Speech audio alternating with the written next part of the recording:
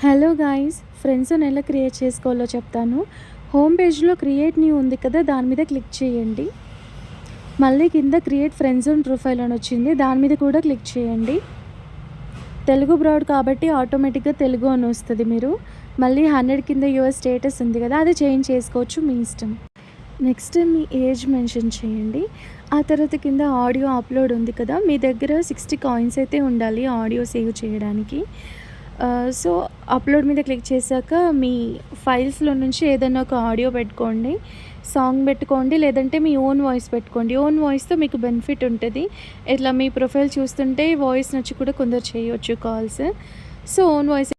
So మీరు audio select చేసుకున్నాక పైన సబ్మిట్ అని పడుతుంది, దాని మీద క్లిక్ చేయండి.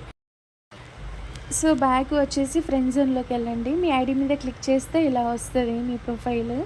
కింద వివరాలు ఎడిట్ చేయండి ఉంది కదా ఆరెంజ్ కలర్లో, దాని మీద క్లిక్ చేసి మీరు మళ్ళీ ఆడియో చేంజ్ చేసుకోవచ్చు.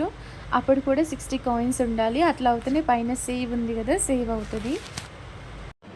ఫ్రెండ్స్ జోన్లోకి వెళ్ళి చూస్తే మీ ఐడి కనిపిస్తుంది. పర్సనల్ పక్కన ఆన్ ఆఫ్ బటన్ ఉంటుంది, అది ఆన్ చేయగానే ఇలా పర్మిషన్ అలో చేయండి, డిసేబుల్ అని వస్తుంది. దాని మీద క్లిక్ చేసి సెట్టింగ్స్లోకి తీసుకెళ్తుంది.